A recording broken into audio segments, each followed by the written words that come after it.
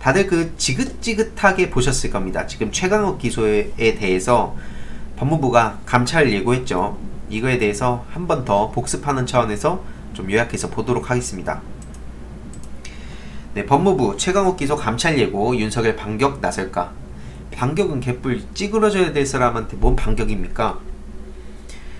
최근 뉴시스 강진아 기자의 보도인데, 추미애 법무부 장관과 윤석열 검찰총장이 최강욱 청와대 공직기강 비서관 기소를 두고 정면 충돌하면서 후폭풍이 커지고 있다고 합니다. 뭐가 커집니까? 후폭풍이 커질 이유가 뭐가 있습니까? 윤석열 검찰총장 당장 옷 벗어야죠. 그래서 이 반격한다는 것도 정말 어처구니가 없는 겁니다. 의전서열 22랑 59이랑 반격이라고 얘기할 뭐 그런 짬밥입니까? 그래서 이 법무부가 최근 그 최강욱 비서관의 그 날치기 기소에 대해서 공개적으로 질타하면서 감찰 가능성까지 언급을 했고, 이에 맞서서 대검찰청은 적법한 기소라고 반박을 하고 있다고 하는데, 설 연휴 마친 후에 굉장히 또 많은 기사가 쏟아질 것으로 예상됩니다. 그래서 보면은 법무부는 지난 23일 업무방해 혐의로 불구속 기소된 최 비서관 사건에 대해 적법 절차를 위반했다면서 수사팀에 대한 감찰을 시사했는데, 다들 아시겠지만 그 송경호 3차장 검사랑 고영곤 반부패 2부장이 어떻게 했습니까? 이성윤 서울중앙지검장의 지시를 어기고 지검장의 결재 승인을 받지 않은 채 최강욱 비서관을 기소해서 이게 절차를 위반했다는 게 법무부 지금 주장이고, 이게 또 팩트죠. 실제로 윤석열의 지시로 이루어진 겁니다. 이 모든 게 윤석열이 지시를 해서 이성윤 지검장이, 근데 이거는 아직 증거가 부족하다, 조금 더 찾아보자. 그러니까 언론에는 마치 윤석열의 지시를 이성윤 지검장이 그 반대를 한 것처럼 나오고 있는데 그게 아닙니다. 윤석열이 이렇게 이 판을 짜놨고, 이성윤은 그 검찰 내부에 아직은 증거가 부족하니까 조금 더 찾고 해야 된다. 실제로 이것 때문에 정경심 교수 재판이라든지 이런 과정을 통해서 이 검찰이 여태까지 말도 안 되게 그 무리한 그 수사 기소를 했다는 게 드러났기 때문에 이젠 좀 더 신중해지자, 이런 차원에서 증거를 더 조사하자고 했는데, 송경호, 고영곤, 이 윤석열 패거리들이죠. 송경호, 고영곤이 이 그 이성윤 지검장을 패싱하고 건너뛰고 이제 바로 윤석열한테 결재를 받았다는 겁니다. 그것도 인사발표 10시인데 그 30분 전인 9시 반이죠. 네, 정말 말도 안 되는 거고요.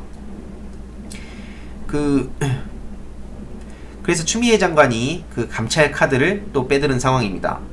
지방검찰청 검사장이 검찰청 사무를 맡아 처리하고 소속 공무원을 지휘 감독한다는 검찰청법 21조 2항에 따라 규정 위반 소지가 있어서 감찰 필요성을 확인했다고 밝혔는데, 이 법무부의 공개 질타 직전에 최강욱 비서관도 명백한 직권남용이라며 검찰을 향해 비판했습니다.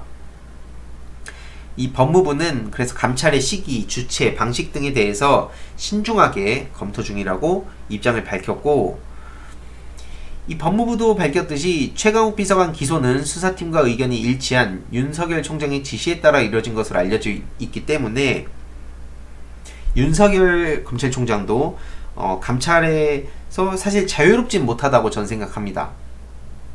그래서 뭐 또 그 일각에서는 오히려 뭐 이성윤 지검장이 윤석열 총장의 지시를 어긴 거에 대한 감찰을 해야 된다는 식으로 얘기를 하고 있다고 하는데, 뭐 법무부 감찰 규정에서는 검찰이 자치 감찰을 수행하지 않기로 결정했거나 공정성을 인정받기 어려운 경우 등 예외적인 법무부의 직접 감찰 사유가 있지만 이번 사례에 적용 가능할지는 따져봐야 한다는 뭐 얘기도 있다고 합니다.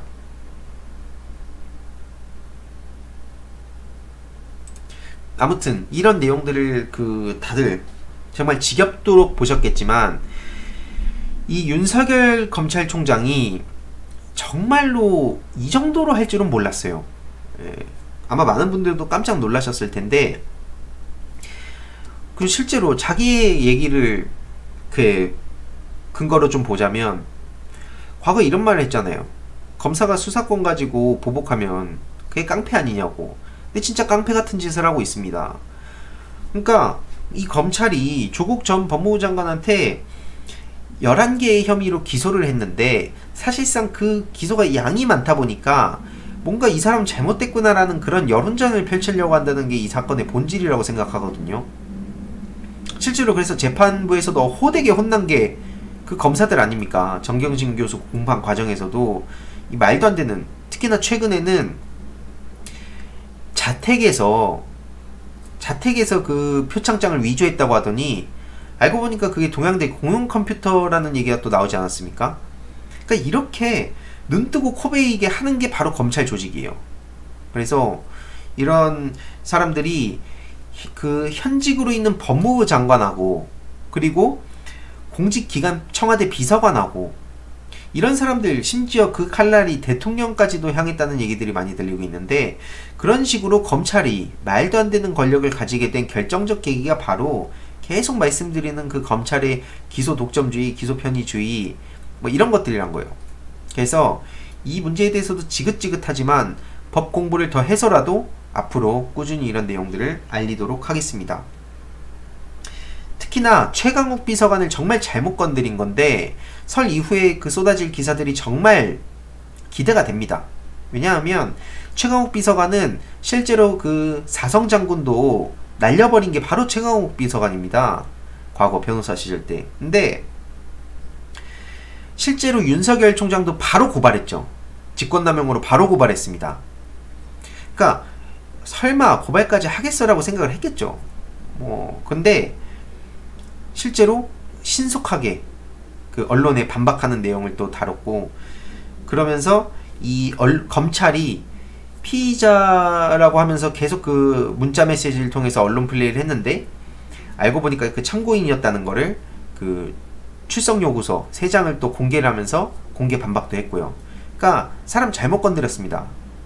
윤석열은 이제 솔직히 말해서 정말 자신의 분수를 모르고 저렇게 날뛰다가 조만간 이제 자신은 처벌을 받게 된다.